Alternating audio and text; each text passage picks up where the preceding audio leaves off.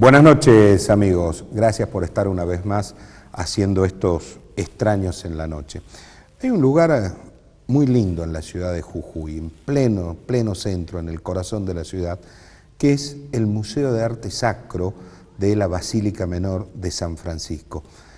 Y les comento esto porque hoy vamos a tener en el primer bloque a la coordinadora de este lugar tan bello, que alguna vez entré por primera vez, hará cosa de 2 años, y cada vez que ando por el centro así dando vuelta, entro un ratito porque tiene una magia, tiene un encanto ese museo maravilloso, no es literalmente trasladarse en el tiempo.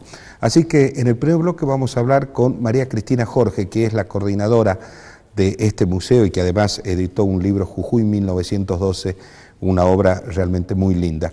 Y en el segundo bloque vamos a hablar un poco de música, hacía como 3 programas que no teníamos músico, y hoy nos va a acompañar el Chango Pantaleón, integrante del dúo Tacta. Así que les propongo una brevísima pausa y ya charlamos con María Cristina Jorge. Seguimos en Extraños en la Noche. ¿Cómo le va? ¿Qué tal? ¿Cómo está? Muy bien. Entrar al museo en la primera sala que hay a la izquierda, eso es viajar en el tiempo, literalmente. Sí, esa salita le llamamos la cripta, porque allí, cuando empezamos a hacer el museo, se excavó y había restos de huesos.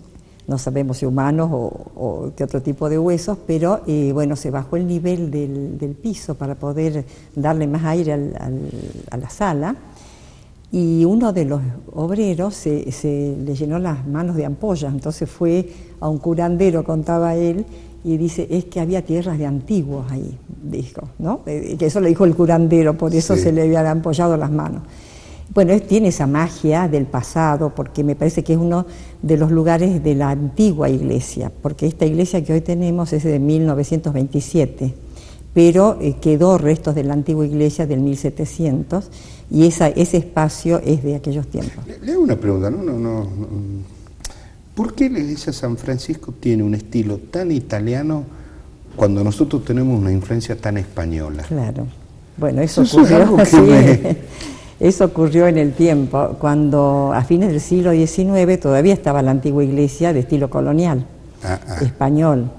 Y vienen sacerdotes italianos, frailes italianos a finales del XIX, principios del XX, y ellos empiezan a renovar todo esto. Entonces el padre de Petris se pone al frente de un proyecto y decide hacer la nueva basílica, la iglesia en aquella época no era basílica todavía, y contratan a Macchi, que era un constructor muy conocido, a Delgado y a Cosentini. Y ellos construyen la nueva iglesia con planos que venían de Arquitectura de la Nación, y es la Arquitectura de la Nación la que pone los fondos, y el gobierno de la provincia. Y venía con este diseño arquitectónico. Y viene ya con este diseño. Porque una característica es la torre separada del cuerpo central del templo, la ¿no? torre se hace primero, en 1900 se inaugura la torre. Es una belleza. Y al lado torre, estaba, ¿no?, la iglesia antigua todavía. O sea, estaba la torre italiana y la iglesia colonial todavía. Y en el 27 recién se hace la nueva iglesia. ¿Hay registro gráfico de esto? Sí, hay. Sí. En el museo tenemos fotografías. Yo no me acuerdo haberla visto. Lástima no haberle traído un CD de fotografías que tenemos en el museo con todos estos procesos. Usted, además de ser coordinadora del Museo San Francisco, es profesora de Lengua y Literatura, fue coordinadora de Patrimonio y Museos de la provincia, y también escribe, obviamente, como buena profesora de literatura. A veces ¿Cómo nace este Jujuy 1912, un recorrido por obras evocadoras del centenario de la jura y bendición de la bandera de la libertad civil? Bueno, ¿la bandera de la libertad civil o la bandera nacional? Es de la libertad civil, sí, ¿no? Es decir, en aquellos tiempos todavía había confusión, no tenía clara los documentos que hemos leído nosotros, todavía ellos creían que era esa bandera que ya había traído Belgrano, no que la creó acá en Jujuy, ¿no? Bueno, la bandera que venía con el ejército. Claro, porque hay una bandera que la juran en Rosario, después hay otra, la de Macha, y esta otra de la Libertad Civil, que es de acá de Jujuy, bordada acá. Nosotros, cuando decidimos hacer algo para el centenario, porque era claro, este fervor tan importante en Jujuy, decidimos investigar un poco lo que fue 1912, cuando se hacen las ceremonias del centenario Y justamente en esos años muere el senador Pérez, que fue un personaje clave de aquellos tiempos.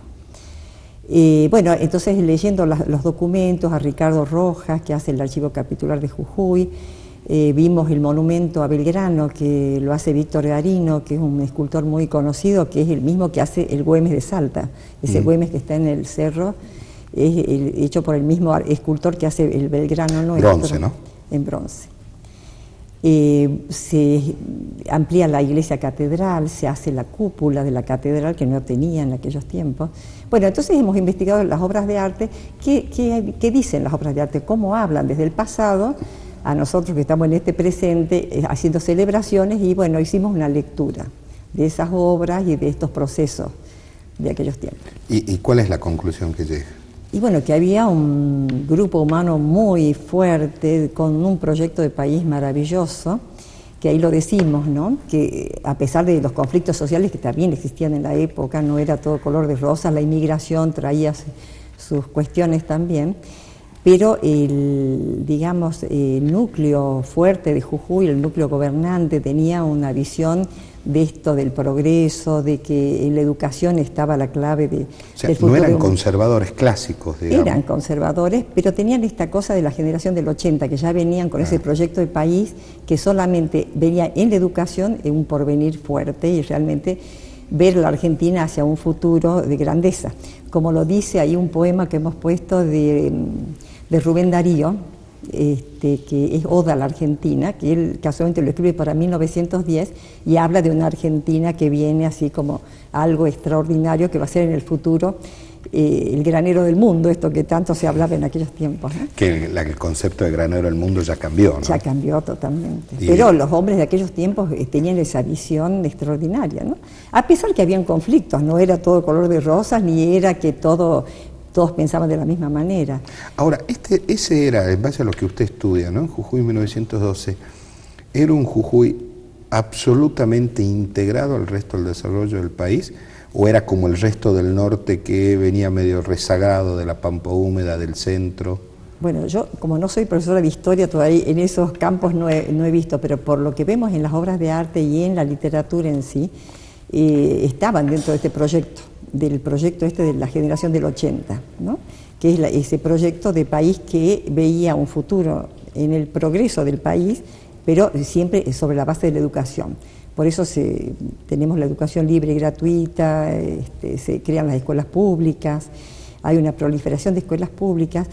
Hay un gran homenaje a la Escuela Belgrano acá en este momento, porque... La de Calle Alvear. Claro, va a ver al final del libro que hay un documento de una señora que pasa por Jujuy en 1912 y acude a todas las celebraciones y habla de esta Escuela Belgrano, donde se coloca una placa conmemorativa. Es en la parte del apéndice atrás. Al fondo. Al fondo. Al fondo. La Escuela Belgrano, que es un edificio extraordinario, ¿no? Magnífico. Ese es el texto de esta señora que pasa por Jujuy y da testimonio de todo lo que las fiestas que se hacen en Jujuy para... Raquel Camaña. Exactamente. Es una belleza. El 24 amaneció nublado y frío. Fina, garúa, una belleza, es una obra poética, literaria, ¿no? Sí, muy poético, sí, sí. ¿No? Cómo se presentaban las mujeres vestidas, los hombres, habla de la tablada, ¿no? Extramuros, dice, como que era algo alejado de la ciudad en sí mismo, donde se hacían las famosas ferias de la tablada. Dianas y salvas que saludaban el 25 pusieron fin al baile. ¿Sí? O sea, se hacía el tradicional baile del 24. Claro. Para recibir el Día de la Patria. El Día de la Patria. Eso lo va relatando ella, ¿no? Cómo se vestían, la música que bailaban, y después se hace el Te Deum famoso del 25. Qué rico que es Jujuy en su historia, ¿no? Es riquísimo, es increíble. Porque el patrimonio histórico de Jujuy, tengo la sensación, corríjame si me equivoco, no es estático. No. Es absolutamente dinámico. Si bien es cierto que se va reinventando permanentemente, pero la esencia siempre está. Está. Y están abiertos a otros discursos también, como decimos nosotros, ¿no? O sea, no es una cosa tampoco cerrada en sí misma, como otras sociedades que son muy cerradas. No, la nuestra tiene su tradición, pero también es abierta a otras manifestaciones, ¿no? Sin perder la esencia. Sin perder la esencia. Ese es lo rico de nuestra región, ¿no? Sobre todo Jujuy. Yo creo que, no sé si de la región en su conjunto, Jujuy sí tiene esa particularidad. Sí, sí, sí. No sé si Tucumán o Salta la tiene. No tanto, me parece que no tanto. No puedo hablar demasiado porque no conozco, pero aparentemente no es tanto como Jujuy, ¿no? Que es abierta a todas dinámica, las corrientes. Es absolutamente dinámica y, como decíamos, ¿no? Sin perder lo que es su esencia. Y esa es su riqueza, ¿no? Su riqueza consiste en eso, en la diversidad de discursos, decimos nosotros en semiótica, que van interactuando y van enriqueciendo todo un proceso. A ver, por ejemplo, en Jujuy es la provincia argentina que tiene mayor cantidad de lenguas originarias. Sí, tiene alrededor de 30 y pico lenguas originarias. Dato distintivo a cualquier otra provincia de la República Argentina. Y las lenguas están vivas. Están. El tema es que hay que pensar cómo hacer para preservarlas, ¿no? Que no se nos vayan a... Bueno, hay toda una movida ahora para eso, ¿no? Porque he visto que en ciertas escuelas van a volver a hablar, o por lo menos a dar sus lenguas originarias. Va a haber profesores especializados en distintas lenguas. Eso leí la vez pasada, ojalá que así sea. Fíjese usted un detalle, ¿no? Usted que es profesora de esto. El aba guaraní, que hay en la zona del Ramal, en su lengua tienen más de 100 tipos de verde. Ajá. Qué fantástico. Es una cosa maravillosa, claro, ¿no? Y es el gran desafío, es cómo hacemos para preservar esas cosas, para que sean vivas permanentemente y no se mueran. ¿Qué es lo que usted quiere transmitir al visitante que entra al Museo San Francisco? Y bueno, nosotros queremos mostrar una parte de la historia, ¿no? De Jujuy. Los franciscanos llegan en 1599 a Jujuy y ellos siempre adhieren a las personas más necesitadas, están al lado del... ¿Eran españoles o italianos? Los que vienen eran españoles, al principio. Los italianos llegan recién a fines del 19, principios del 20. Los otros eran españoles, los primeros que llegan, ¿no? Y bueno, y ellos siempre con las cofradías, arman cofradías para asistir a los esclavos, a los mulatos, a los negros que había en esta sociedad, que eran bastante marginados, digamos, ¿no? Pero ellos siempre tenían esta visión franciscana de ayudar al más necesitado. Y eso nos llamó la atención a nosotros, el grupo que trabajamos, porque yo no estoy sola, somos un equipo de gente, y además preservar las obras de arte que ellos han guardado a través del tiempo. Tienen obras de 1600, de 1700, obras del barroco. Hay un Vía Crucis que es una joya porque fue pintado acá en Jujuy en 1760. Por Diego de Aliaga, un español que viene y se afinca en Jujuy. 1700. 1700. ¿Y la obra vino en madera desde Europa y se pintó acá? No, se hizo todo acá. Todo acá en Jujuy.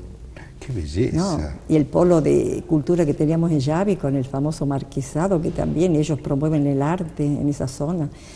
Bueno, hay en algunas San Francisco, no sé si en esta de acá, hay imágenes de santos o vírgenes talladas por los propios indios. Sí, claro. Y está el sello de ellos, ¿eh? Hay vírgenes con plumas, por ejemplo, ¿no?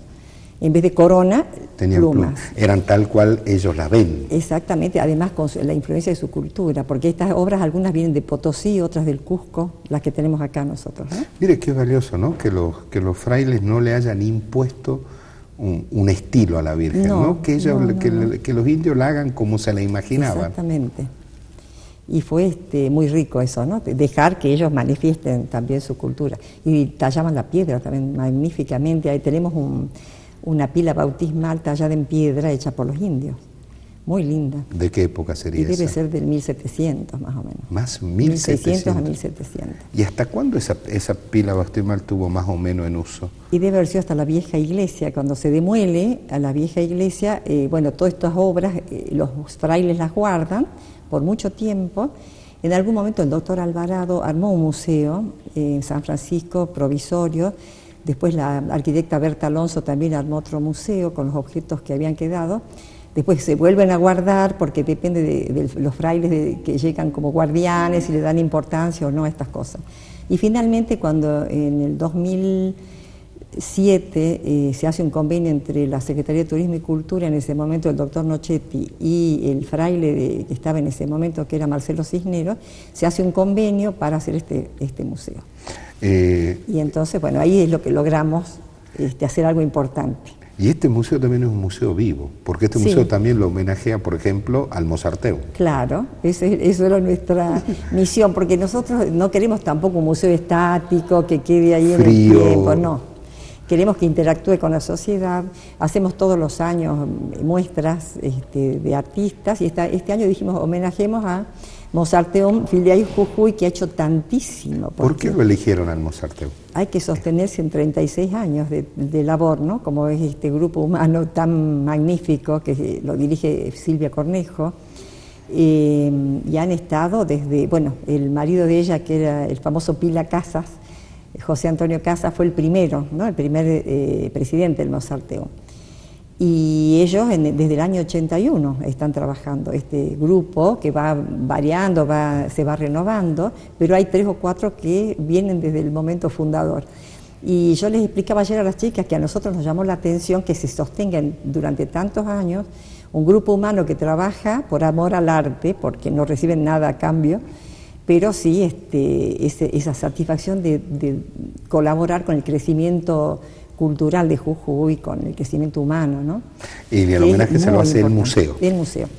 Y el homenaje es, bueno, el miércoles a la noche, un concierto que hubo en la iglesia de San Francisco, el coro de la profesora Bidondo. Exactamente, y la orquesta de cámara también de la Escuela Superior de Música, el coro polifónico de la Escuela Superior de Música y el grupo Camay, que es un coro de la profesora Bidondo, y encordados, que también son violines y instrumentos de cuerda, donde está el joven Soria, que es una maravilla también como músico.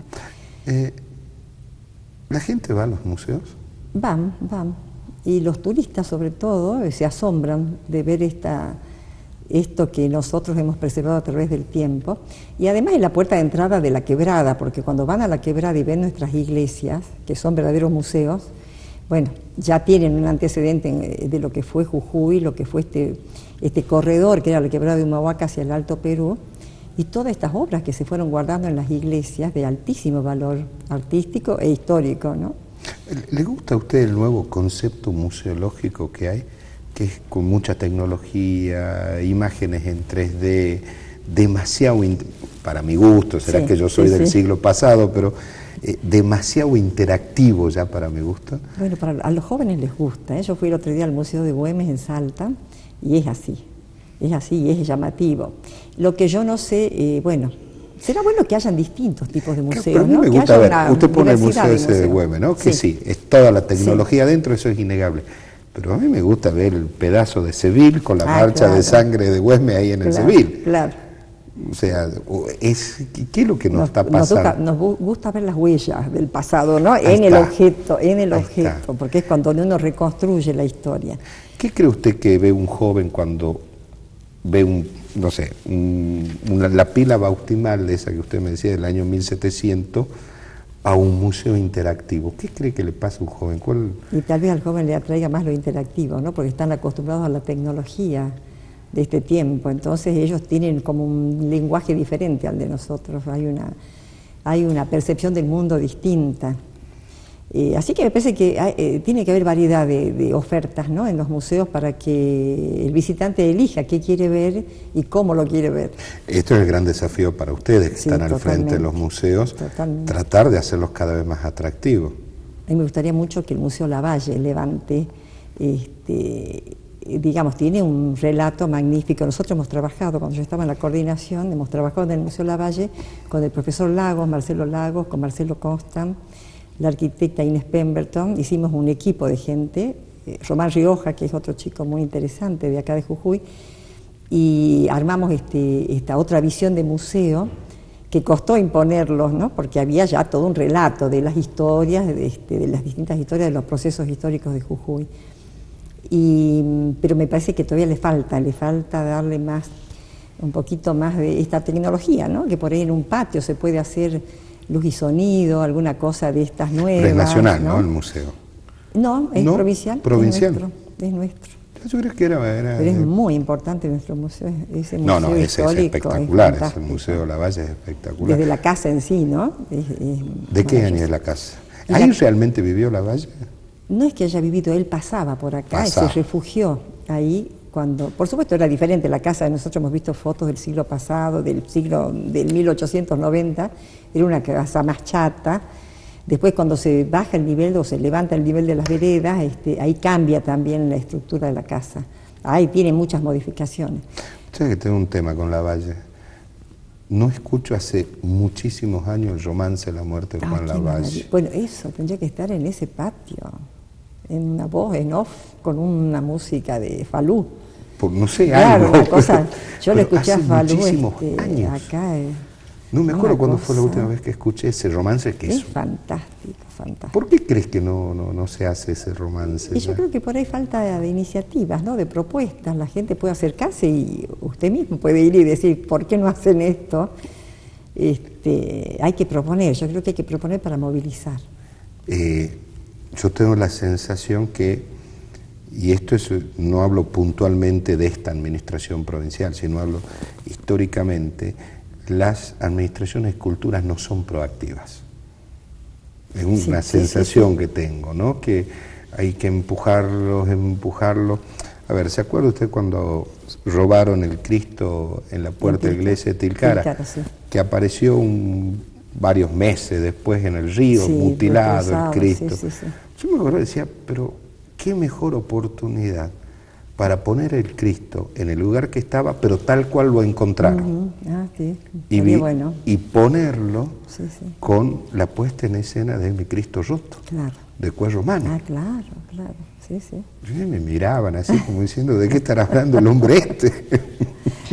No, la verdad que tenemos historias increíbles en Jujuy, ¿no? Increíbles.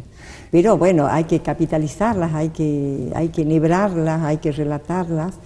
Yo creo que es con equipo. Yo he trabajado muy bien con un equipo de gente interdisciplinario, entonces hemos hecho el Museo de Yavi también nosotros, con estos mismos profesores, con Lagos y Constant, viajando a Yavi, en el mismo día íbamos y volvíamos, bueno, y los relatos de lo que fue el marquesado. Ir y volver, matador. Sí, pero qué apasionados que eran en lo que hacían. Entonces, esta cosa del saber, porque es esa cuestión, ¿no? Buscar la gente que tiene el conocimiento. Entonces ellos sabían la historia, entonces logramos un relato muy bueno para el Museo de Yavi. ¿Y qué es lo que hicieron en el Museo de Yavi? Y bueno, llevamos el carruaje que estaba en la posta de Hornillos, que se había sacado en algún momento de allá. Hay que poner en valor alguna vez esa posta, ¿no? Es maravillosa. Es hermosa, además de las famosas postas históricas, ¿no? Donde se paraban los ejércitos, la gente, los viajeros, hacían el intercambio de animales en ese lugar. Sacaron el carruaje, lo llevamos a Yavi, porque ese era de la familia Campero. Ellos habían donado para Yavi, pero se cayó el techo en ese momento, entonces de Yavi lo traen para preservarlo en la posta. Y después lo volvemos a llevar y compramos otro carruaje para que no quede vacío ese lugar en la posta, a la familia Abán. Ellos eran los dueños de ese carruaje. Mejor dicho, la familia Abán lo vende a otra persona y esa persona nos vende a nosotros, pero después Abán viene y nos cuenta que en ese carruaje habían dado Frondizi haciendo su campaña en Abra Pampa. Frondizi era un carruaje muy antiguo que está en la posta, cuando quieran verlo está ahí. ¿El que está afuera? No. Está dentro de una sala. Es una calesa, creo que le llaman. Entonces, bueno, está y tiene su historia ese carruaje también. Entonces, para poder sacar el de Yavi y llevarlo para allá, tuvimos que comprar otro y poner ahí en la posta. María Cristina Jorge, muchísimas gracias por haber venido a conversar un ratito con nosotros en estos extraños en la noche. Y este libro es maravilloso. Y gracias a ustedes por invitarnos. No, por favor, gracias a usted. Una brevísima pausa y ya charlamos con el Chango Pantaleón del dúo Tacta. Seguimos en Extraños en la Noche. Ahora vamos a charlar con Osvaldo el Chango Pantaleón, compañero de ruta de Pipo Meriles y integrante del dúo Tacta. Gracias por estar acá, Chango. Muchas gracias a vos por invitarme. La verdad que estoy muy contento de estar acá y poder contar cosas. Pues es que te decía antes de que entremos al aire que el domingo me acordé de Tacta. Resolvimos con mi mujer arrancar para el norte. ¿Sí? ¿A dónde? A cualquier lado, qué sé yo, donde sea. Y cuando pasé por Tumbaya, sí me detuve un ratito y me acordé que habían abierto una oficina de la estación que estaba cerrada hace 40 años, y encontraron un montón de utensilios propios de una estación de tren, libros, papeles, máquina de escribir vieja y todo eso. Y cuando miraba el andén, me acordaba de la vendedora del andén. Sí. Dije yo, ¿cómo habrá caminado la vendedora del andén? Y bueno, tantas cosas que pasaban en torno al andén, a la estación, ¿no? No te olvides que el cine, en Humahuaca se escuchaba jazz y se veía el cine y el teatro casi en simultáneo con Buenos Aires. Y era todo gracias al tren, y ahí llegaba la película, y llegaba el maestro, y llegaba aquellas tazas que la señora había comprado por un catálogo amarillo que tenía porque los precios se mantenían. Ahora, cuando ustedes cantan, ¿no? Esta vendedora del andén, ¿cómo te la imaginas vos, la vendedora? Bueno, yo las he visto. O sea, no hace falta que... No hace falta, yo las he visto. Y por ahí también en los pueblos, en las estaciones terminales, se ve la gente que... ¿Te acordás, por ejemplo, cuando pasabas por Santiago del Estero, que eran las vendedoras de tortugas, te vendían las tortuguitas? Sí, las tortuguitas chiquitas, sí. Actualmente por la Salina pasa y salen los chicos a ofrecer tortugas. Claro. Y ahí está Gendarmería esperando para decirle, no, chico, eso no se hace. Tacta. ¿Qué es Tacta? Bueno, estaba cerca hace rato. Tacta es un lugarcito, es un caserío muy pequeñito que está cruzando el Puente Triste de Volcán, un poquito de Purmamarca, un poquito más allá. Ajá. Viste que hay un puente de piedra que cruzaba. Es el pueblito que está en ese lugar, muy chiquitito, un caserío. Un caserío. Un caserío. Ese lugarcito se llama Tacta. Y resulta que una vez agarra a Ricardo Vilca y le dice, tengo una música, dice, lo único que sé es que se llama Tacta. ¿Y querés ponerle letra, Pipo? Y bueno, dice, dámela. Y bueno, tuvo que irse, meterse en el lugar y estar para ver qué le transmitía a ese sitio y poder componer el tema ese. Y de ahí nace el dúo Tacta.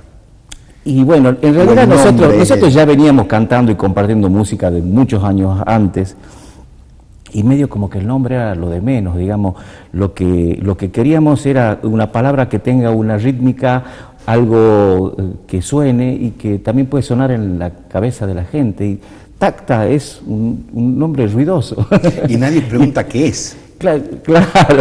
¿Qué significa Tacta? No sé, por ahí nos confunden, nos dicen tac-tac. Tac-tac. Ese ya suena muy a porteño de Canal 13, esto tac-tac. Pero Tacta, o sea, es un nombre que dice mucho y no dice nada a la vez. Sí. Como decimos, tiene musicalidad. Exactamente, es lo que buscamos, la musicalidad en la palabra, la rítmica. Y esa rítmica es lo que le da la rítmica y la musicalidad a todo el repertorio de Tacta. No, nosotros nos hemos alimentado de muchas corrientes, del jazz, de Brasil, del Uruguay, del rock. Entonces medio como que tenemos una melange de cosas, por cierto, no perfeccionadas para nada. Cuando estuvimos alguna vez en una gira por Buenos Aires con el Faba Kingar y con el Pachi Alderete, resulta que llegamos como a las 3 de la mañana y queríamos comer asado. Y bueno, la ciudad que no duerme, ¿cómo no va a haber asado a las 3 de la mañana? Buscamos y en la calle Corrientes encontramos un lugar. Ahí nos paramos, era el día del eclipse de luna. Y todos los porteños enloquecidos. Claro, eran a las 4 de la mañana y había que hacer tiempo porque querían ver el eclipse de luna. Y bueno, que comemos un asadito, un vinito, y los changos se querían quedar y nosotros ya queríamos irnos a dormir. Bueno, changos, les cuento de que esta es una salida responsable, así que de acá tenemos que llevar una marca, tenemos que dejar una marca en el lugar, así que escriban algo. Y se lo tomaron en serio. Y a la mañana siguiente, el primero que se levanta ve debajo de la puerta de la habitación del hotel una servilleta con la letra para que nosotros le pongamos música. Y bueno, así que nos puso en el compromiso grato de ponerle música a esos versos del Pachi Alderete y del Faba Kingar. y salió un candombe, pero como nosotros somos cuasi collas, no era muy posible que le erremos al candombe, entonces le pusimos aire rioplatense. Y ahí, no, es claro, siempre se arregla con el aire. Claro, y esto que, no sé, un aire a bailecito, y es claro. que vaya Dios a saber qué. Pues es que recién conversábamos en el bloque anterior con María Cristina Jorge, que es museóloga y qué sé yo.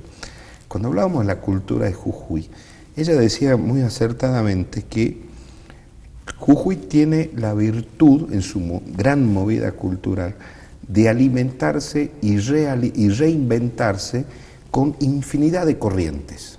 Vos recién nombrabas el jazz, el candombe, etc. Pero tiene una particularidad, su raíz siempre la tiene. Sí. La esencia está. Sí, somos respetuosos de eso. ¿Por qué crees que ocurre esto, no? O sea, alguien como vos decís, listo, vamos a poner un aire de jazz o un aire rioplatense, pero no pierdo la tierra. Y porque somos eso, somos la tierra, somos la pacha. Me parece que medio por ahí, y eso también nos infunde cierto respeto hacia la tierra, y bueno, no somos tan atrevidos, un poquito nomás. Cuando vos eras director del Parque Botánico, que está Chijra arriba, sí, en Los Perales. En Los Perales, ¿eras de decir, bueno, este entorno me da a agarrar la viola y cantar un rato o no? Sí, por supuesto. De hecho, en ese lugar ensayábamos con Asterión, porque después de las 8 de la noche ya se cerraban las puertas y tenía una oficina re grande. En ese espacio se hacían muchas cosas.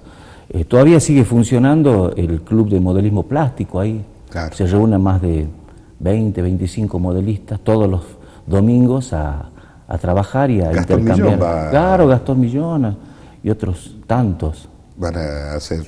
Sí, curso de fotografía. Sí. Pero es más lindo ir a tocar la guitarra. Claro, por supuesto, pero había tiempo para todo. Que se dedica a hacer maquetismo.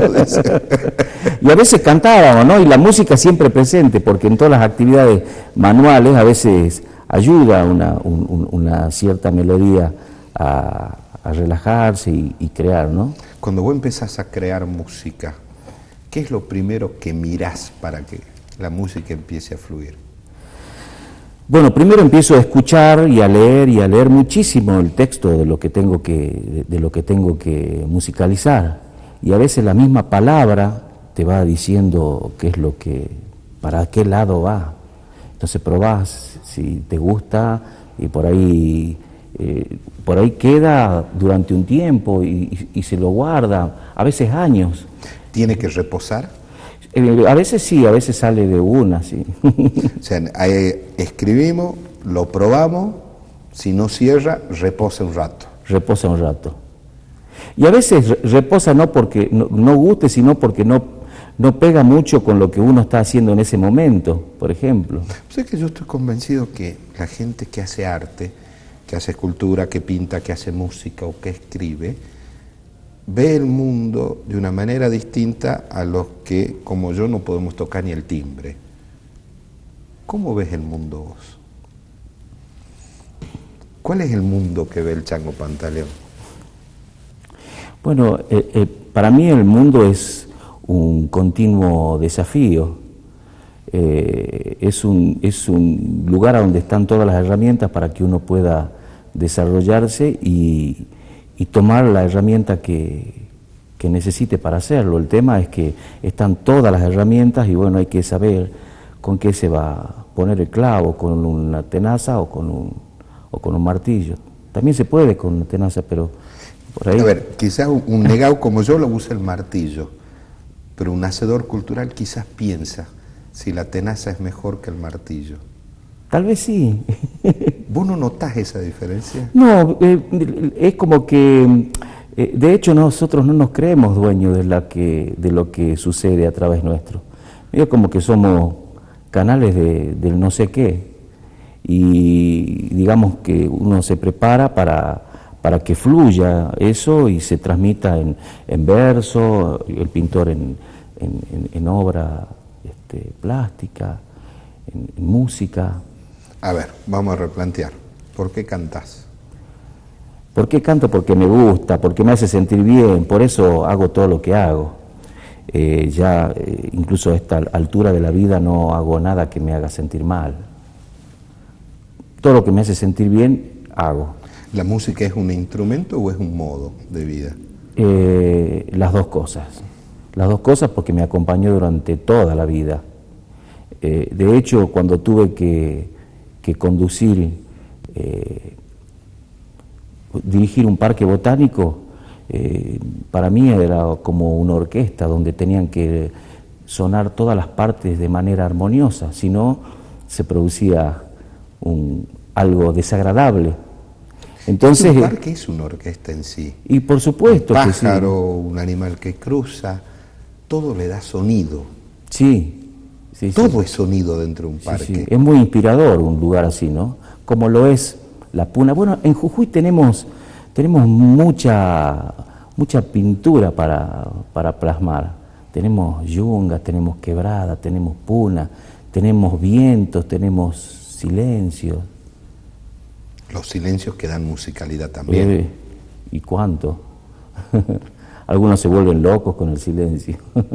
¿Vos con el silencio empezás a sentir las melodías? Yo empiezo a sentir las melodías en la calle, en el lugar a donde esté. Hay una generación de músicos de Jujuy, la de ahora, que creo que tiene un rasgo distintivo que me parece extraordinario, que son muy solidarios y muy compañeros. Sí, es así. Sí, es así. A ver, Pucho, ustedes, José Simón, Faba Kingar, por nombrar algunos, los primeros que se me vienen a la cabeza. Lo que pasa es que uno compartiendo recrea, se actualiza, y los más jóvenes también ven cosas en nosotros que les llaman la atención y también usan. Y nosotros disfrutamos de eso. Es como el que hace una comida y disfruta de que todos coman y que digan qué rico, y que te diga la próxima te invito yo. ¿Qué los hizo tan solidarios? ¿La necesidad de crecer?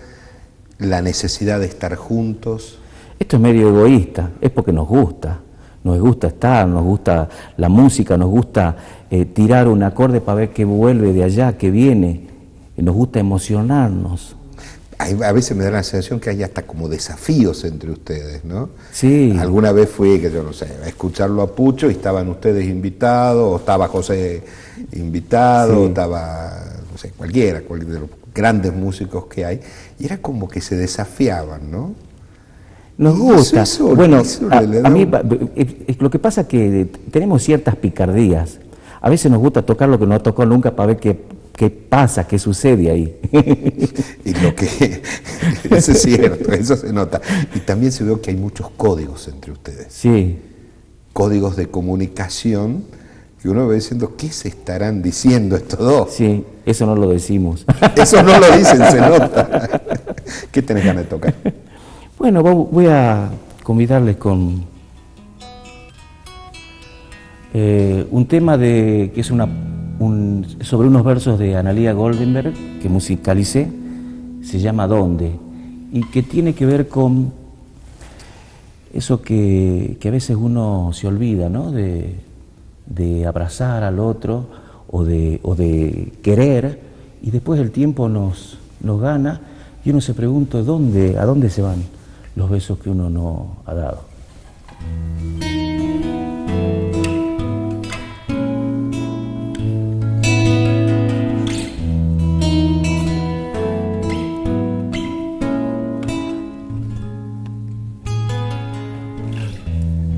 ¿Dónde se guardan los besos que no has dado? ¿En qué rincón del pecho se marchita? Empieza ya a sacarlos del costado, del corazón deseoso que te habita. No comprendes, no vale enterrarlos. Cuando los vivos te reclaman, los miedos te mantienen como herido, amándote a vos mismo como a nada.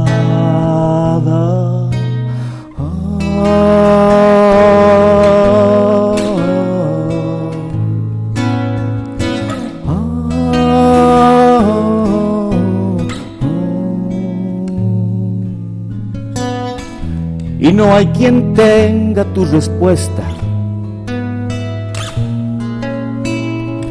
ni los porqué de tantas las preguntas. Si los besos se duermen, hoy la siesta,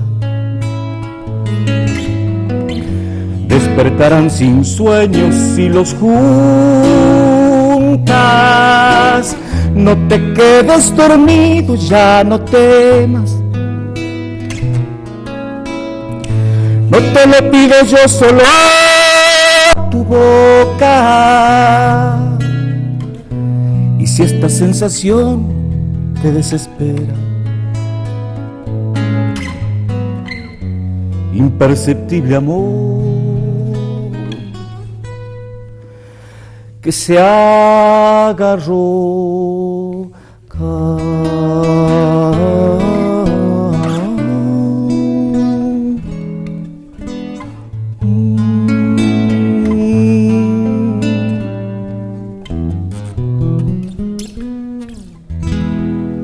Una belleza.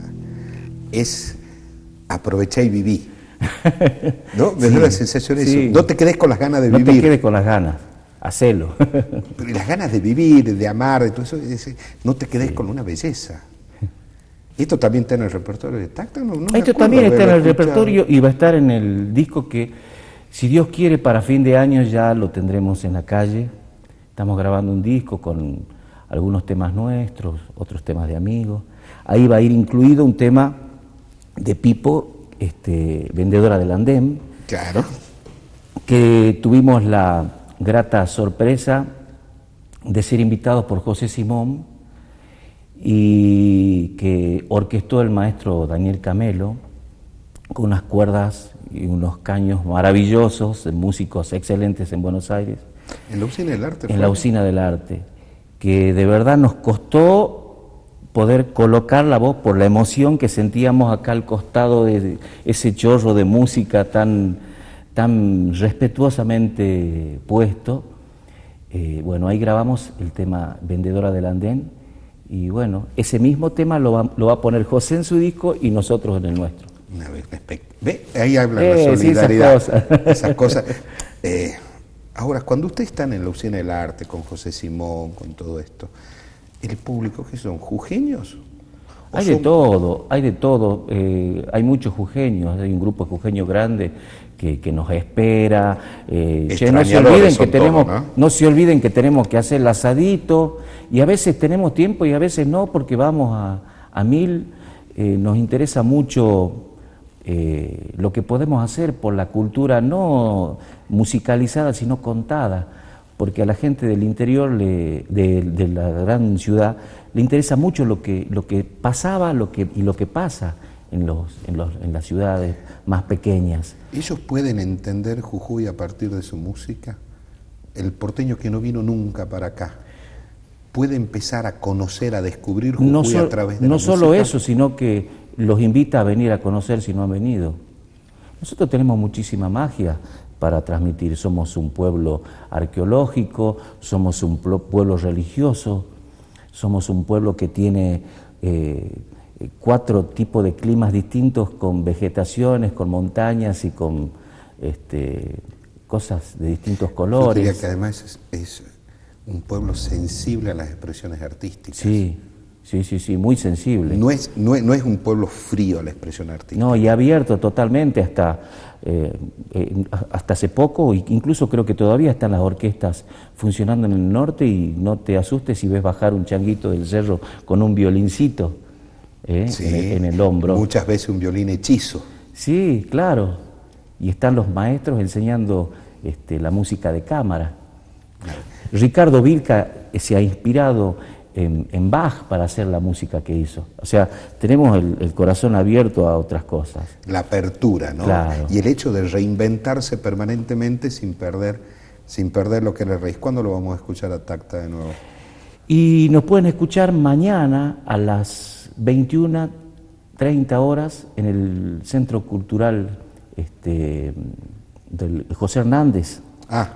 En el Teatro José Hernández. Ahí vamos a estar haciéndole el aguante al grupo Illapu.